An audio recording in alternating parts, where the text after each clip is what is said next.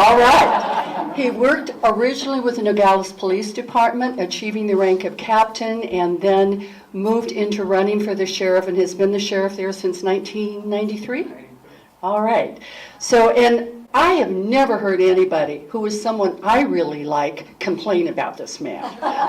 So, Sheriff Estrada.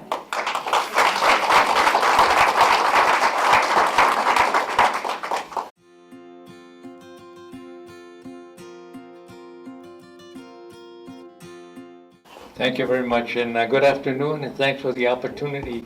I was scheduled to be here sometime back, and I had my calendar all mixed up, so I wasn't able to make it.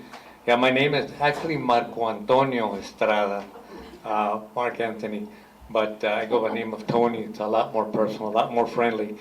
I was born in Nogales, Sonora, Mexico. Immigrated as a toddler. I was about 1.5 years old. December of 1944, I came across the border with my mom and 3 brothers. My smallest brother was the only U.S. citizen. As soon as I had the opportunity, I became a U.S. citizen here. I've lived all my life in Nogales and Santa Cruz County. I joined law enforcement with the Nogales Police Department almost by accident, because that's something I didn't think I would ever be doing. Law enforcement, I weighed about 130 pounds. I said, they're going to kill me. It was rough. But I did join the Nogales Police Department in March of 1966, and I retired in March of 1991 after 25 years. I went up the rank to captain, second in command. I was the interim chief of police on 3 occasions. I was offered the job, but chiefs don't last very long. Usually about 4 or 5 years, that's about their tenure. And I still wanted to continue to be in law enforcement, so I said, thank you very much, but I'll just wait. So at 25 years, I did retire. I was out for about 1 year, and then the following year, I ran for sheriff against an incumbent that had been there for quite a while, and a friend and acquaintance of mine as well. It was very strange the way I got involved in running for sheriff. I happened to be at a meeting, and it happened to be a bar, and there were some friends there, and we were talking about politics, and I said, you know what, I think I'm going to run for supervisor in District Number 1, and there was this friend of mine that said, you know what, you have no business running for supervisor. So I said, okay. He said, what you should do is run for sheriff, because that's what you know what to do. And I said, but I know the sheriff. I don't feel comfortable running against him. I said, just think about it. Give it some thought. So I did. I went home and I talked to my wife, and she said, why not? Why don't you do something for yourself? So I did. I had an appointment with the sheriff at that time. I sat down with him. I said, you know what? I'm going to run for sheriff. Nothing against you or your policies or anything else. Just something I need to do to find out if the community supports me. And it's going to be a good campaign. It'll be an honest campaign. He said, fine. We shook hands. And before the election, he called me and he said, you know what? I'm not going to run, and I'm going to support you. Whoa, I said, that's great. And of course, his commanders got to him and convinced him to run anyway. So his heart wasn't in it. And obviously, I had quite a history in Nogales and Santa Cruz County. I've always been very available. I've been the public information officer for the city of Nogales for a long time. I also was very involved in the community and still am. I have been the spokesperson for the United Way for over 30 years in Nogales and Santa Cruz County, and I joined the Elks Rotary. So I've been around the agencies a lot. I think that gave me a lot of advantage when the elections came on. So I did win. I won with about over 300 votes, more or less, against the incumbent. I was sworn in January 1st of 1993. The county attorney that was also sworn in and said, we're going to do it on the first day of January. We're not going to wait till, it happened to be on I don't remember, it was a Monday. So he said, okay, we'll do it on January 1st of 1993. So since then, I have been elected a total of 7 times. In Santa Cruz County, that's a record. The record was 5 administration by a gentleman by the name of J.J. Lowe. When I won the first time, it was unbelievable. Second time, more unbelievable. And, when the third time came around, it was like Michael Jordan, triple. And then the fourth, fifth, and sixth, and I said, "Who's Michael Jordan?" And I come from very humble beginnings from Nogales, Sonora, Mexico. Poor, but not poor as some of the people that are coming from these other countries. We always had, a roof over our head. We had a meal. Wasn't the greatest meal. I tell people that at that time, when we immigrated, my father had immigrated before me, before us. He had a job. He got a letter saying that he was employed, gainfully employed. That's all we needed at that time, to immigrate. So he immigrated the rest of the family in Nogales, Arizona. At that time, my father was a jack of all trades, mostly a carpenter, and he was working at a transfer company. They used to build cages where they put the equipment to go into Mexico, auto parts and things of that nature. He was getting paid $1 a day at that time, talking about 1944. And we were living in a house that we were paying $10 a month. No indoor plumbing. Okay, we had to shop our own wood, but I grew up in a very safe atmosphere in Nogales at that time. Nogales, Sonora currently has about 400,000 people. I talked to a mayor once and he said, "I don't know how many people we have. It could be 500,000, okay, but roughly about 300, 400,000. What makes it so unique in the dynamics of our border down there is that we have about 400,000 people on the Mexican side and 45,000 people on the Arizona side, the Santa Cruz County. Okay, when you look at the dynamics and the challenges of that, you wonder, how do you deal with it? How do you cope with a situation where you have a third world country that's in your backyard that is 10 times bigger than you are?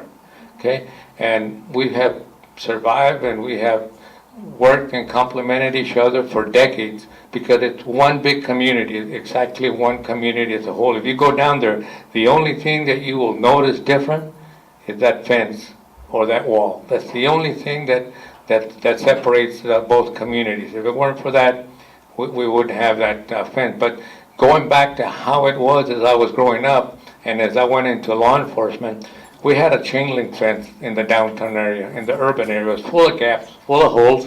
If people would come through there, they just walked through those gaps, and obviously we didn't have the Border Patrol agents that we have now. We had about a handful of Border Patrol agents at that time, and I'm talking about 1966 and late 60s. People would come over and shop. A lot of them would come over and shop, and a lot of them would come over and shoplift.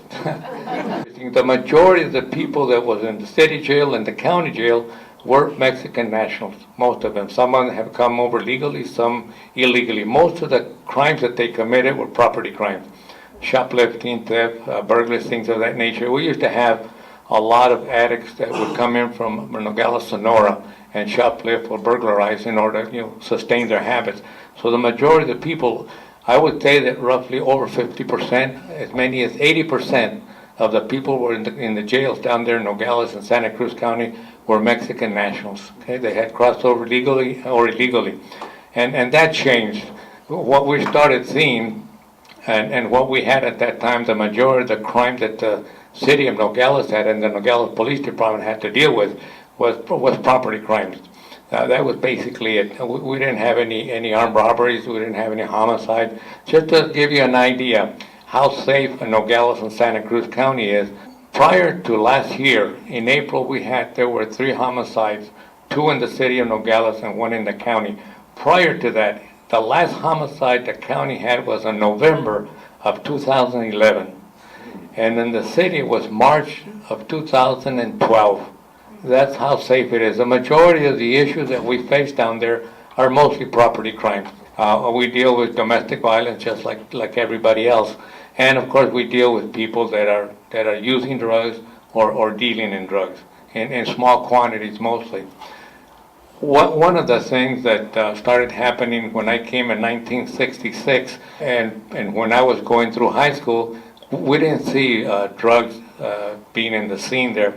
As a matter of fact, if anybody in the high school was doing marijuana, and that was mostly it was an outcast. At that time, it was an outcast. And things have changed so much that now, it's the other way around. Kids are experimenting more and more with drugs. There's more peer pressure. That changed a lot in the late 60s. We started seeing it in the late 60s. Prior to mid-90s, we started, in about mid-90s, we started seeing more an influx of people coming across the border illegally. What we saw is groups coming through the ports of entry, through the car lanes, and there weren't enough inspectors or officers to stop them. At that time, Nogales had a bad reputation about the mid-90s. Don't go to Nogales because it's dangerous, there's a lot of crime. And what was happening was that some of these people were coming across the border and they were confronting tourists and maybe taking their cameras, doing things of that nature, breaking into their cars. So we did get some bad news about Nogales. But in the mid-90s, President Clinton, I think, started sending more people to California and Texas. What happened is some of these people started coming through Arizona, and a lot of them started coming through Nogales, Arizona. We had those people that were being sent to California and Texas, and as these people started coming to Arizona, at about 1995, you started seeing NAFTA kicked in 1994. I think a peso devaluation hit Nogales or Mexico a couple of times. The maquiladora industry, they also started going overseas. So there were a lot of people that were being displaced in Nogales. A lot of people were coming over across the border. So there were a lot of issues that contributed to people coming across the border illegally. Well, as a result of that, they started, prior to 1995, there were less than 100 Border Patrol agents in Santa Cruz County. About 1994, 1995, we started seeing more Border Patrol agents come in. In the downtown area, they started putting some more fencing. And what happened, the first type of fence that they put up there were ugly Vietnam helicopter landing mats, steel mats that were put in the downtown area. You could not see your neighbor across the border anymore, and it was in between the ports of entry. The federal government never considered talking to the locals about could we do that? What do you think about it? No, they just went ahead and did it. Well, eventually, they did away with it. There was an uproar with regards to that, so they did away with it. So there has been a series of designs that have been, installed in the urban area down there and beyond the ports of entry. But one of the second designs that they had was like a mesh. It had a steel mesh of some sort with little squares on it. Well, all of a sudden we started seeing that they started cutting little squares out of it, on the Mexican side. And the question was, what are they doing? They're not fitting through there. They were using them for barbecue pits. The federal government said that's not going to work. So they changed, and it's evolved in a couple of designs. The latest one is that bullard type that you see up there. That's the latest one. Well, in 1995, with more Border Patrol coming in, currently we have roughly about 1,000 Border Patrol agents in Nogales and Santa Cruz County. We're the smallest county bordering with Mexico here in Arizona. Yuma is bigger, Pima obviously bigger, and Cochise is bigger. We have 50 miles of border with our friends in Mexico. But what we do have in Nogales and Santa Cruz County is a major port of entry. We have 3 ports of entry. We have the Mariposa commercial port of entry where up to 2,000 tractor trailers cross during the produce season. The produce winter season in Nogales is the biggest one with billions of dollars coming across. Then we have the maquiladora industry, the twin plant industry over there, that also brings the raw products are taken into Mexico, they're assembled, and they come back. Okay, so you have those tractor trailers coming through just practically every day. And then, of course, you've got about 40,000 people that cross the border each day. So it's a very, very active border. The other border counties don't have that. They don't have what we have. We also have a major highway in Sonora that connects with the highway here in the United States. What does that do? Obviously, it does a lot for, international commerce, tourism, but it also creates some problems for us because we have a corridor for drugs and people. Drugs that are coming across the border and people that are coming across the border illegally. In 1995, when they started putting up that fence and that wall in the downtown area, and more Border Patrol agents coming in, sensors, spotlights, a lot of technology in the downtown area. It made it more difficult for the cartels to bring their drugs across, and it made it more difficult for people to cross the border illegally as well. Well, in 1995, because of all of that security between the ports of entry, especially in the downtown area, the DeCancini port of entry was the first drug tunnel that was discovered. It was 2 blocks away from the Dennis DeCancini port of entry at an old abandoned church right next to the Burger King. The Burger King is still there, but the church is not there anymore. It was abandoned.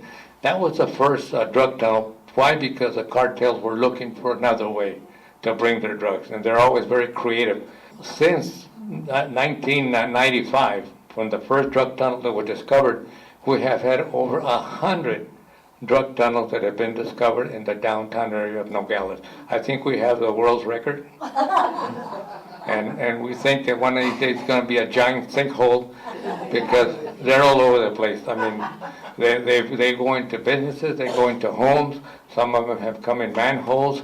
What happens with Nogales and what we have is Nogales, Arizona, Nogales, Sonora was built and founded. There's an arroyo.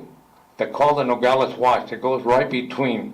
And that watch has provided opportunities for the cartels to bring people and drugs across. There are about, I think about 70 storm drains in Nogales, and a lot of them have been tapped into. What they do is they'll go through the Nogales Watch, and they'll find a storm drain, and they'll go into the storm drain, or they'll go into a home. Okay, they're very creative with regards to how they bring the drugs across the border. On one particular time when we were at the old building, it's a Hohokam Drive, it was the street name. The Public Works Department got a call because there was a manhole that was overflowing. So they went up there to see what the problem was. What they found was that the cartels had sent a plastic crate with marijuana in it, okay, and they sent it through the sewage pipe. Now there's a sewage pipe that runs from Mexico that's about 40 inches in diameter, and there's millions of gallons of raw sewage that crosses the border every day. So they were using that system, and obviously they practiced it before to see how long it would take for it to get there. And on this particular time, I guess they've been doing it for quite a while. This particular time it got stuck.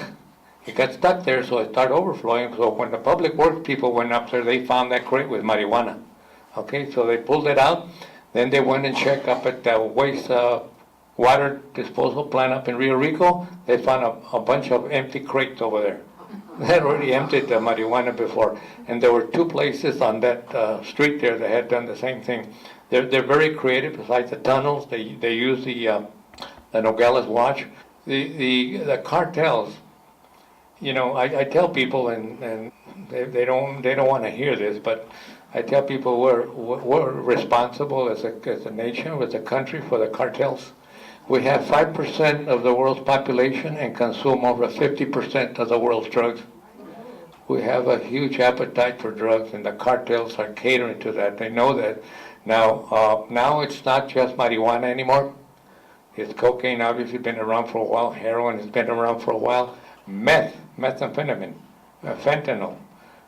Some of those drugs have been coming through here.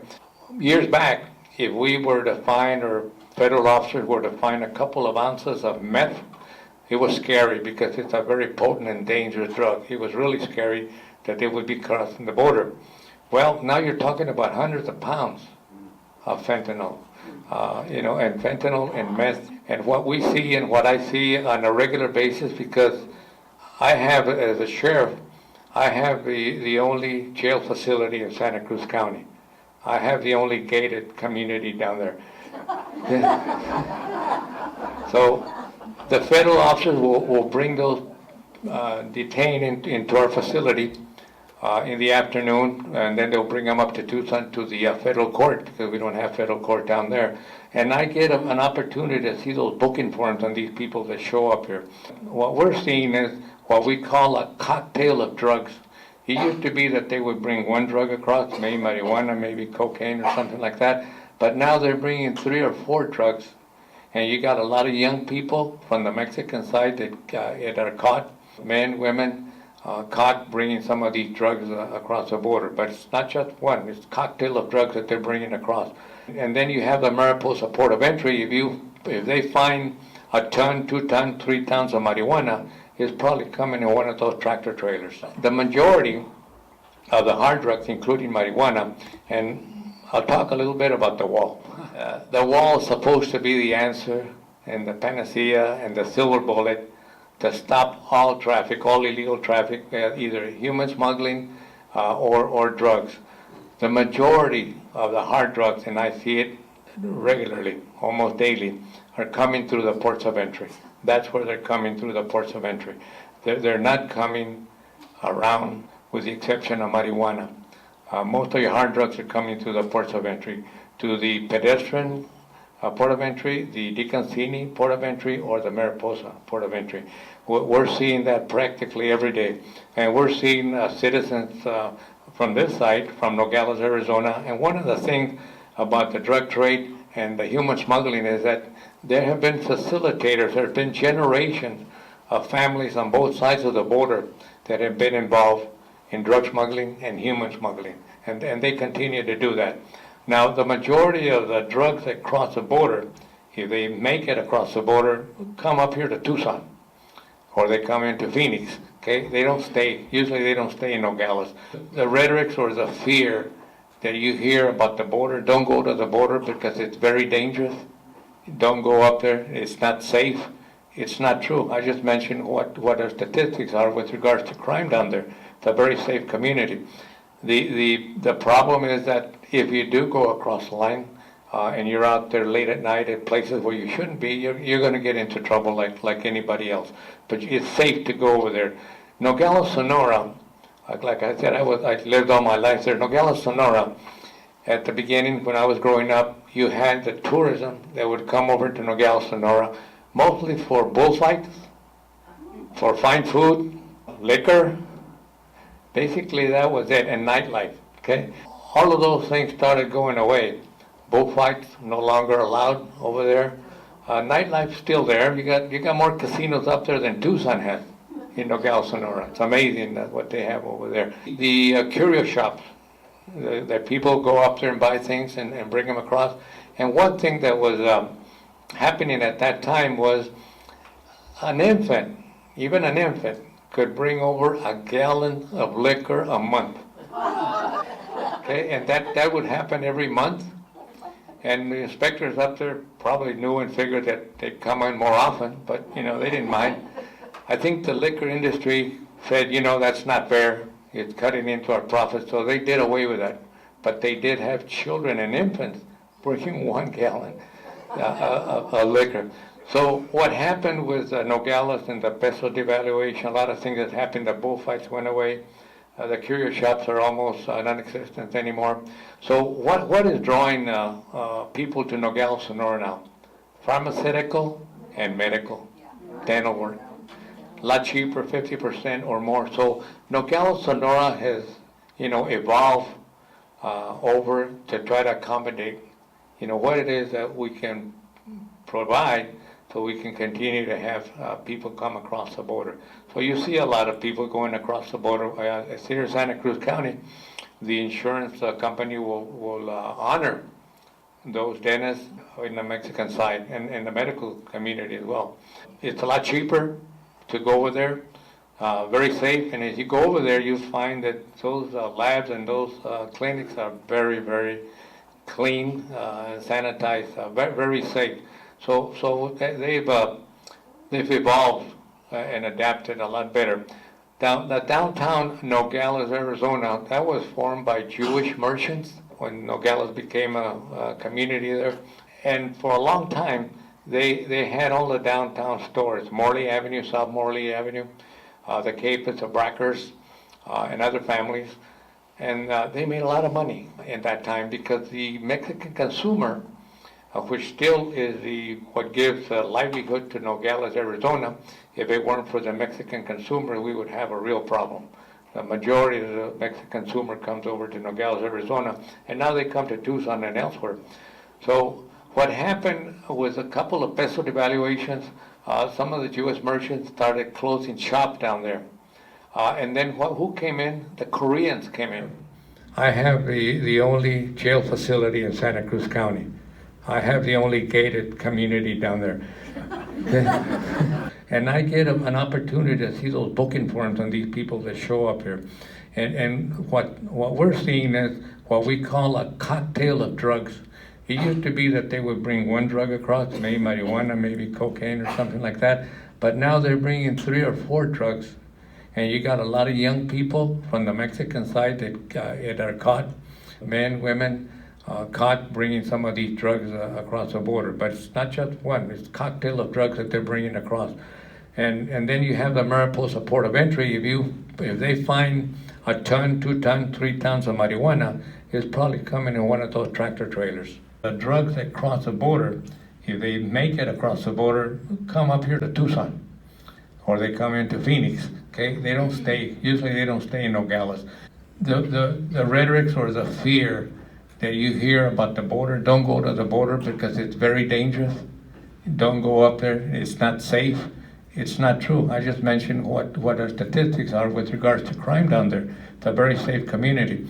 The problem is that if you do go across the line and you're out there late at night at places where you shouldn't be, you're going to get into trouble like anybody else. But it's safe to go over there. Nogales, Sonora, like I said, I lived all my life there. Nogales, Sonora, at the beginning when I was growing up, you had the tourism that would come over to Nogales, Sonora, mostly for bullfights, for fine food, liquor. Basically, that was it, and nightlife. All of those things started going away. Bullfights no longer allowed over there. Nightlife's still there. You got more casinos up there than Tucson has in Nogales, Sonora. It's amazing what they have now there. When it was in its heydays in the downtown area on Morley Avenue, there was a J.C. Penney store on the first block as you cross Morley Port of Entry. That was a small J.C. Penney store. That was the highest grossing J.C. Penney store in the United States. It was packed with Mexican consumers. A lot of women that would come in from Sonora and buy bulks of Levi's and other type of clothes, and then they would resell it. So they were very popular, and the merchants catered to them a lot because they knew that they were going to take a lot of merchandise with them. So that kind of changed, and now the peso devaluation again, the issue of trying to cross that border, unless you have a Sentry, any of you have a Sentry card? Okay, unless you have a Sentry, it's going to take a long time for you to either walk through or drive through. So that has hurt the economy on the Arizona side. We are seeing real problems with people, and they still come across. It's amazing that they still get in line for an hour, 2 hours, and walk over in order to buy things over here. But there's been one obstacle after another. The security at the ports of entry, the long lines, trying to vet people. Now, one of the things that I think is necessary, if you're going to do anything to vet people and maybe detect drugs as they're coming through the ports of entry, you need more officers. You need more officers at the port of entry. I think Nogales has a shortage of about 100 vacancies. Now, that's how come it takes so long to cross that border. I'm going to go into the immigration issue a little bit. In 2010, you all remember that's when they passed the first and toughest anti-immigration law in the United States, Senate Bill 1070. When that came up, I was adamant against that for a lot of reasons. Number one, it was going to hurt the relationship with the people in the community. People would no longer trust us because we are going to be immigration officers. If we get called, we're going to ask for their status. So it was going to create some problems. That was one problem. The other problem that I was concerned about was racial profiling. If you will remember in 2010, the biggest number of people that were coming across the border were Mexican nationals.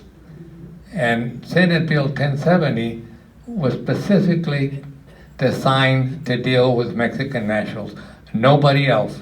So that was profiling to start with. And I tell people, if I go to Phoenix, I happen to be in Phoenix in Levi's tennis shoes, and I happen to be around an incident that happened and they need me as a witness, I would say if Senate Bill 1070 would in effect, they would have asked me for my papers. So I felt that every Mexican had a target in his back at that time. I spoke against it, and I was asked, Sheriff, are you saying that you're for illegal immigration? I says, no. I think we all agree that people should come across the border legally.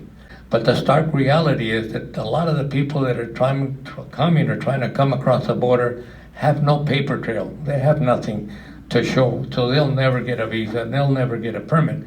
So the only way they can do it is to come over. Now, at the beginning, when I was at the police department, the majority of the people that would cross the border didn't need a coyote. They didn't need cartels. They could come across the border by themselves, okay, or just go into Tucson or wherever and stay here. Now, the problem with people coming across the border is that if you don't have the inspectors at the line, they'll provide false documents or they'll make false claims. So people will find a way to come through the port of entry. We see that a lot. We see a lot of people being arrested. But Senate Bill 1070 was eventually ruled unconstitutional, with the exception of show me your papers. That's something that law enforcement can ask if we have reason to believe that somebody is here illegally, okay? Then we can ask the question, where are you from? And if they say that they don't have any papers, then we do what we have always done. We call Border Patrol. And then Border Patrol makes a determination what they're gonna do with them. Now, we don't have an influx and we don't have a crisis in Santa Cruz County. And I think that along the border, there's about 32 counties and 32 sheriffs from San Diego to Brownsville. I think if you were to make a survey and ask them, the majority would tell you they don't have a crisis. They don't have a problem. You have challenges, and that's what I tell people. You have challenges in California and in Arizona and in Texas. You have challenges. But I think that the rhetorics that are coming out from this administration are totally off the chart. They are. They're telling people that the border is dangerous and that the people that are coming across the border are all dangerous and they're here to hurt and harm. I have a lot of compassion and empathy for these people because, like I said, I come from humble beginnings, so I know what it is not to have a lot of things, even though I did have, like I said, a roof over my head and a meal. Not the greatest meal, beans and tortillas maybe, but meal nevertheless. I remember there was a lady that lived a block away that would call my brother and myself. We looked like twins, but we're a year separated. And she'd give us $1, I think, to go to a restaurant and buy a hamburger. And we'd go up there and get the hamburger, and we could smell it, and the fries and everything else, and we never knew what it was to taste a hamburger. Now I can eat as many hamburgers as I want, and I don't want them. There was no such thing as getting high as we were going to school. I think, if I recall, the thing that we did once is we would go to the grocery store and they would sell, I think it was Royal Crown Cola at that time, RC that they call them, RC. Some of you may remember that brand. I don't know if they're still around, but it was in a glass bottle, right? We paid 10 cents. If we managed to get 10 cents, we would buy one, okay? So what we did, we would get a little pick and we cut a little hole in it without taking the cap off, and then we shake it. And then we put it in there. We would get a rush. That was as high as we ever got. Growing up in Nogales, Santa Cruz County was very different. People would come across, and the Cinco de Mayo, the festivity of Cinco de Mayo, the ports of entry was actually open. They were actually open to anybody that wanted to come across the border, and they would. They'd come over, check the stores, and maybe go back. Then they'd have a queen on the American side, a queen on the Mexican side, and a platform right in the fence there. And they would have those events. People would come and go. Those things are gone, unfortunately, because of the things we start seeing with drugs and people coming across the border. We don't encounter, our deputies do not encounter too many people coming across illegally. With 1,000 Border Patrol agents who actually patrol, the rural areas, we don't have enough officers. I only have, including myself, 38 officers for the county. We have 1,200 square miles of jurisdiction, okay? We're stretched very thin. So Border Patrol handles the deal with immigration, okay? And they also handle some of the drugs that are brought through the rural areas. We handle mostly the issues that we have with our residents and our visitors that come into Nogales and Santa Cruz County. And we have a safe county. And the fact that Border Patrol is down there obviously is very helpful to us.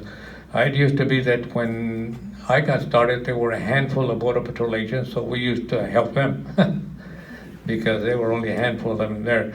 And then now we find that there's about 1,000 of them, so their presence makes a lot of difference. We get along well with Border Patrol. We always have, and I don't see or foresee any major issues. I know there's been concerns with an agency that big with thousands and thousands of agents. You find that sometimes things will go wrong and agents will go bad and things will happen as they're dealing with some of the people.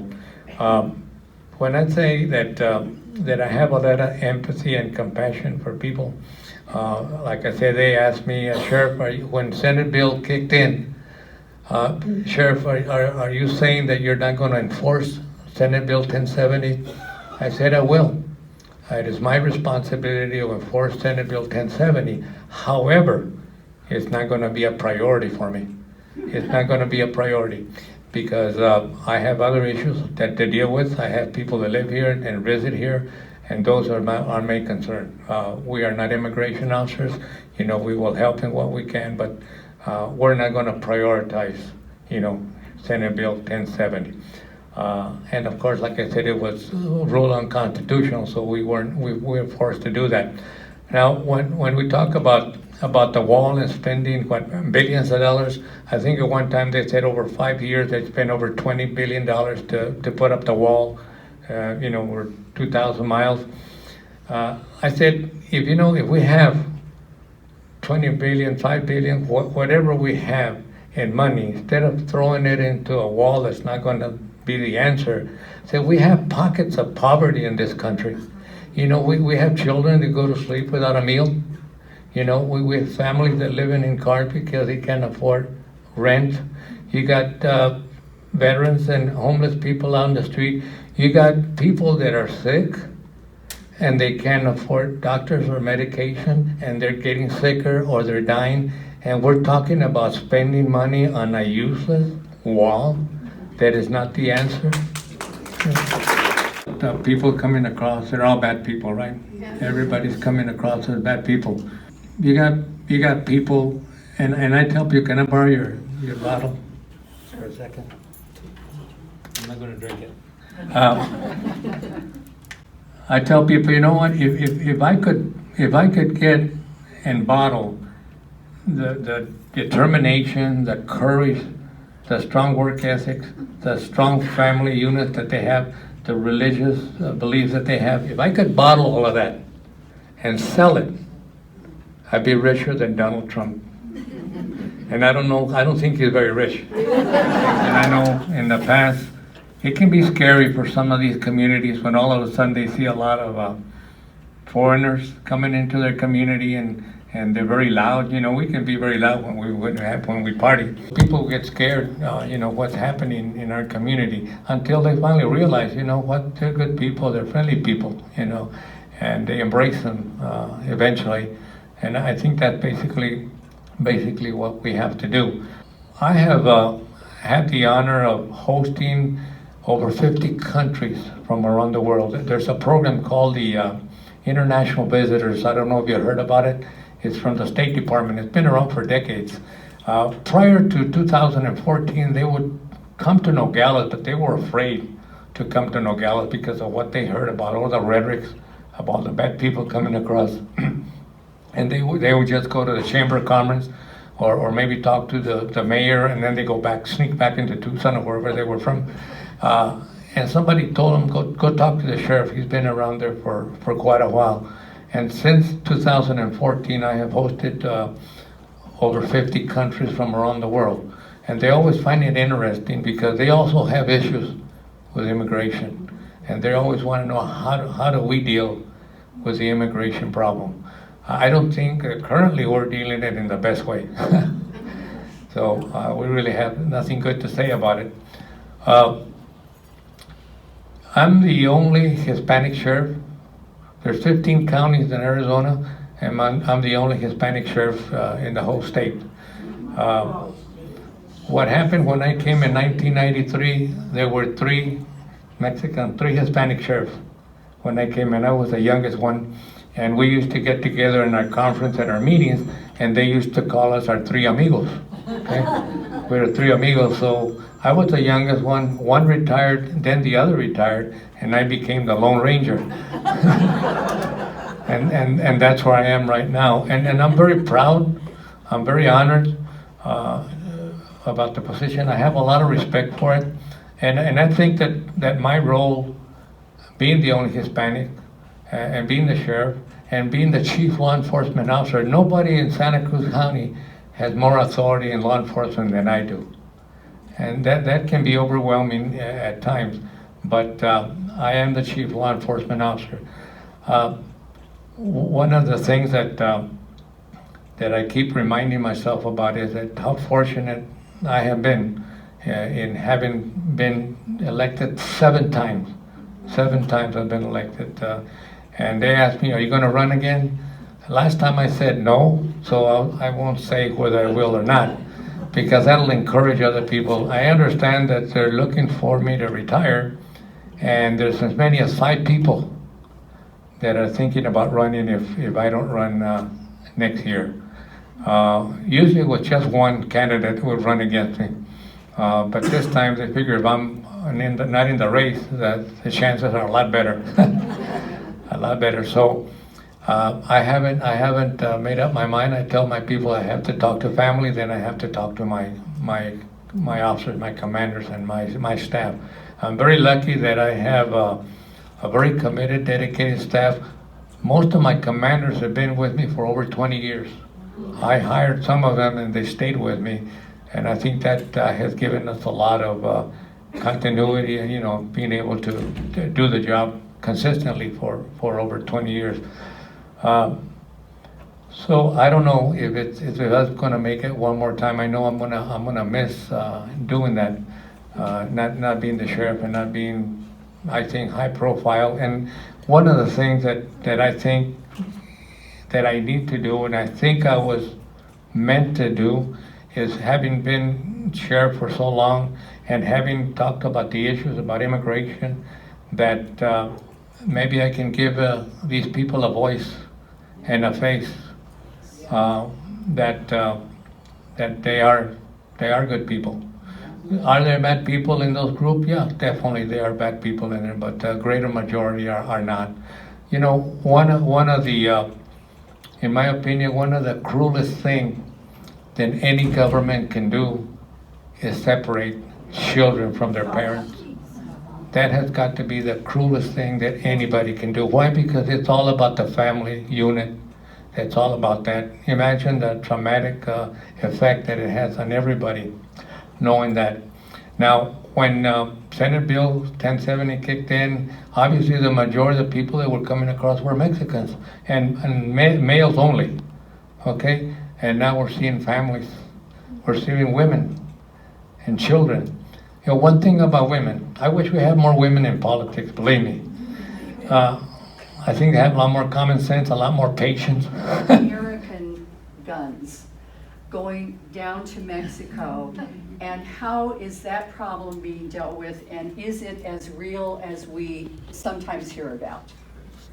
Yeah, there's a big problem with guns and automobiles and money going to Mexico. You got drugs and people going north, you got stolen vehicles, you got guns, ammunition, and people that are fugitives as well. The law enforcement agencies, having knowledge about all of that, are aware, and they try to intercept as much of these as they can as it goes into Mexico. They obviously generate some information and pass it on to the authorities down there, and they will stop some of these people, and they do catch them with weapons, a lot of ammunition. They'll catch them with money going into Mexico, and with stolen vehicles as well, and also fugitives. There's a lot of activity. People think most of the activity is coming north. There's a lot of activity going south. So we have a responsibility to make sure that that does not go into Mexico.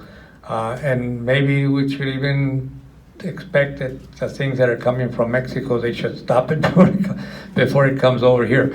One of the things that they asked me, how come Mexico doesn't stop these people from crossing the border? How come they don't stop them? Because in Mexico, you're free.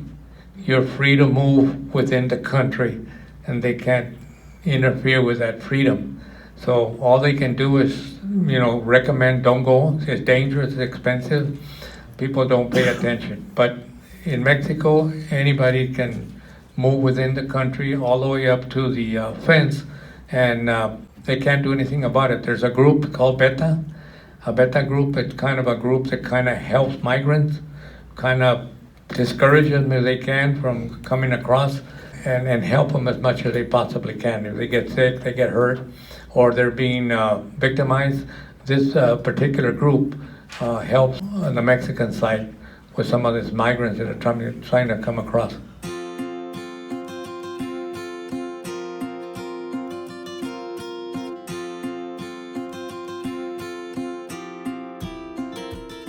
You can see any port of entry. I think you have 5 or 6 lanes. Sometimes only 2 or 3 are being used. And the Mariposa, it's the same problem. Thousands of trucks coming across every day. They can't inspect each and every one of them. So those are some of the methods that they use to bring some of these trucks across the border. So it's a challenge at the border. There's no question about it. And if you don't have the people working the ports, they're not going to be very successful. The drugs are going to keep coming through, and the people are going to keep coming through. Okay.